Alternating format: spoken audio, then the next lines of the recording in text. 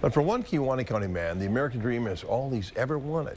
In a story you'll only see here on Action 2 News, Brittany Schmidt introduces us to 24-year-old Servando Garcia, the American dreamer. And I see the vallecula. Tube secured. I decided to go into EMS because of a near-death experience. While waiting at a traffic light on the way to a college class, Servando Garcia saw a vehicle in his rear view mirror fast approaching. Like 40, 60 miles an hour. Just looked behind me and I thought, it's gonna hit me. Fearing for the worst. Well, I just closed my eyes. I, just kind of thought about everything that was happening in my life, and next thing I know, I hear the sound of metal just crunching and just broken glass and honking of the horn. It seemed like it took forever, and in reality it was just a few seconds, and I opened my eyes and I was okay. You were okay? Yeah. But the SUV next to him, it swerved at the last second, was not okay. I called 911 and I went out and I was just kind of frozen. I was never actually in this situation before. I didn't really know exactly what to do. That feeling of helplessness. The cars were just wrecked. And I was just thinking, what do I do? Is something he never wants to experience again. It was just a moment that really opened my eyes, and I said, I have to do something about this. I'm going to become a firefighter medic. And 2 weeks later, I packed my bags and I signed up for an accelerated program at Hennepin County Medical Center for an EMT course. After graduating as a first-generation college student at St. Norbert College, he immediately applied to Northeast Wisconsin Technical College's paramedic program. And I got accepted, and I had just like 2 months of vacation, and then I went back to school. And we'll secure this. QRS complex is marked. I see Servando usually about once every 2 or 3 weeks here in the simulation lab, always with a group of individuals. So he's always willing to interact, always a positive individual, always willing to offer an educational aspect of things, because he comes with so much knowledge that even if I'm not there to help another fellow student, he's always willing to. That motivation, Bauer says, sets him apart.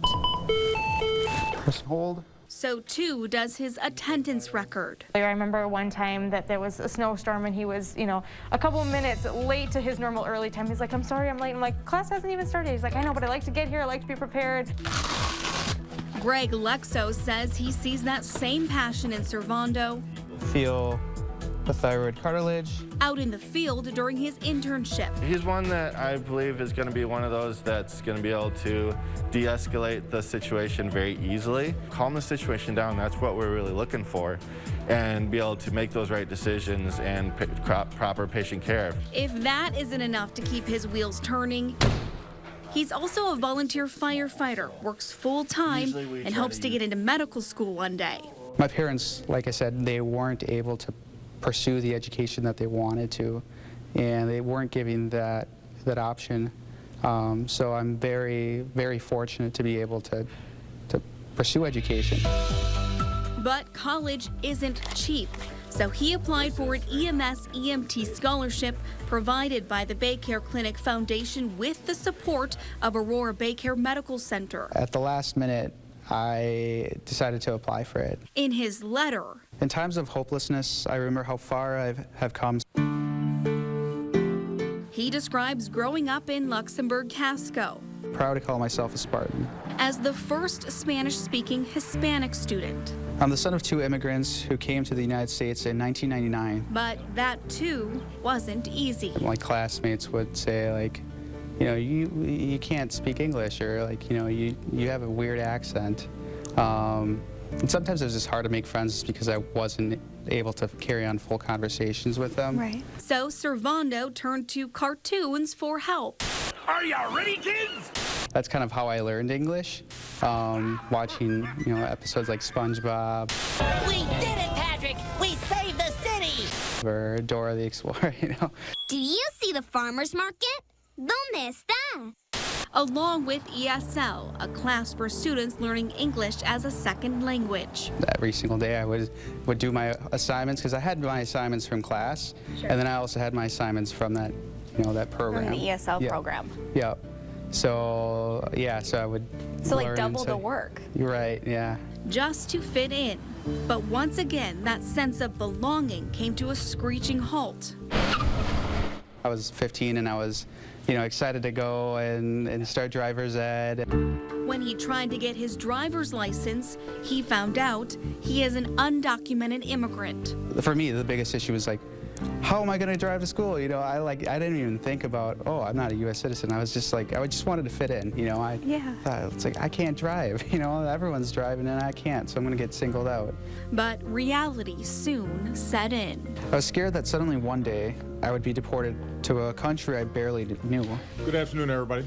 Under President Barack Obama's administration, Servando was eligible to apply for DACA, Deferred Action for Childhood Arrivals. It doesn't grant him legal status or a pathway to residency or citizenship, but it does allow him to get a driver's license, social security number, and a work permit. More than 600,000 people are currently enrolled in DACA, including here in Northeast Wisconsin, as Sassini visits Casa Alba Melanie for free consultations. Some of my more interesting cases come from Green Bay. Really? Yeah, or the Green Bay area, yes. At his office in Milwaukee, he says he gets about 10 consults a week. If I'm lucky to help 3 or 4, that's a good week. Does that happen often? Yeah. But he didn't think, after all these years, DACA recipients would still be left just waiting. It's just outrageous that that something has not been done to provide some type of permanent legal status to these individuals. DACA doesn't automatically mean citizenship, correct? No, it doesn't mean residency. Before you even get to citizenship, you have to have permanent residency. So there's no pathway right now to even obtain permanent residency for DACA recipients. And as you know, in July of last year, they put a hold on any further processing of new applications. That hold remains as the lawsuit plays out in court. But because Servando is already a DACA recipient, he can continue to reapply. So he can go until? Perpetuity. He could go forever. But who knows? You get a new administration who wants to be a little bit tougher on these issues. It affects these people. Meanwhile, many DACA recipients try to continue life as normal, doing things like pursuing higher education.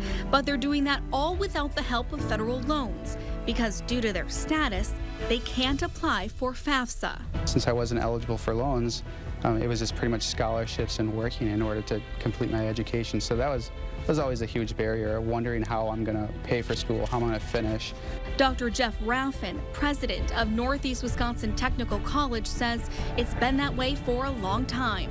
Yes, it has. There have been a number of attempts to get that changed, but they've never quite made it all the way through. Even he and other top local education leaders have tried.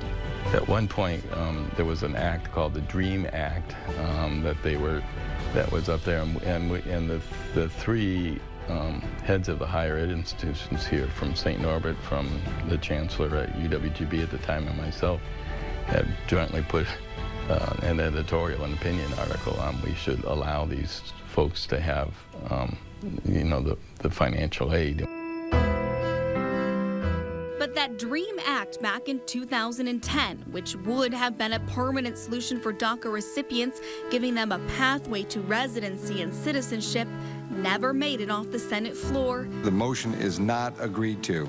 Failing to reach the 60-vote majority. There's talk that if it was a private vote, that we would be over the 60, but that's where the DREAM Act is. Leaving hundreds of thousands of DACA recipients in limbo. That's the most controversial question.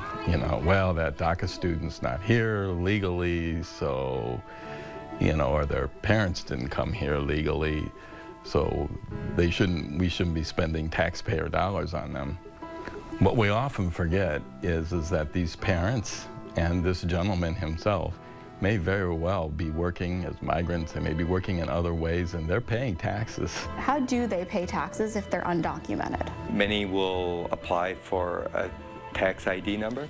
But even if taxes are paid, DACA recipients are still deemed non-residents, meaning if they go to a state school, they have to pay out-of-state tuition. But private or community colleges, they charge you the same price. After graduating as a first-generation college student at St. Norbert College, 100 joules. Servando went to Northeast Wisconsin Technical College for its paramedic program, another DACA-friendly school. They worked with me. They were able to figure out how to pay for classes and apply for scholarships. It really helped me out. So I'm gonna get a new set of vitals. Last year, Servando won an Outstanding Program Student Award for his exceptional academic achievement and contributions in the paramedic program. And why wouldn't we want a hardworking, dedicated individual who wants to improve themselves and increase their skill level? Why wouldn't we want them to be in our country? In fact, Dr. Raffin says the community college likely has more students just like Servando. You wonder how many of these DACA students have needs that are not being met at all, and when in fact we could have at least helped them through our own wraparound services or our. So you have to admire those who are able to make it through college. When asked what needs to change from an academic level, Dr. Raffin says, well, I don't think it's the education side. I think it's the political side. Does it come down to politics? Yes. Yes. It's in my opinion, it's absolutely shameful in these politicians who are playing games with these young people's lives. What needs to happen? You need people who have influence to influence the politicians. That's just the way it is. People need to vote and get these individuals out who don't want to govern, or at least have a common sense approach to immigration reform. And it doesn't mean that everyone gets to stay here, but there should be some type of common sense approach. U.S. Republican Senator Ron Johnson of Oshkosh says that common sense approach includes securing the border before tackling DACA. So what happens now with DACA? What would you like to see happen? Well, again, we have to take the first step. We have to re-secure the border, and that's what's so one of many tragedies about what the Biden administration has done is they've set back that possibility. I don't know how long. Maybe we can gain control of the border quickly with bipartisan support. Then we can actually address that. But again, it's not going to work to grant amnesty to people without securing the border, because you'll see those numbers skyrocket. This will just repeat time and time again and probably get worse and worse and worse. On Wednesday, August 25th, the Biden administration revealed a new 453-page rule designed to codify DACA and strengthen it against legal challenges. However, it doesn't take effect until October 31st, and it doesn't create a permanent path to citizenship for young dreamers. How do you stay positive? I'm not nearly as positive as I used to be. In fact, I'm much more of a pessimist. I'm not positive that there is going to be any change in the near future. So I keep fighting. Well, I don't want to see these people get deported. But the court battle won't likely be over anytime soon. Whatever happens, you can be assured that there'll be an appeal. Sure. Either side. On either side, there's going to be some type of appeal. There's no question about that. I see it going to the Supreme Court, U.S. Supreme Court at some point. That's many, many years. So until then, keep hope alive, don't give up hope. Hope coming from a pessimist. Hope coming from a pessimist, exactly. Never give up hope. On those really tough days, what does keep you going? There are times where I just think of giving up. We're spending so much money for something that's not guaranteed.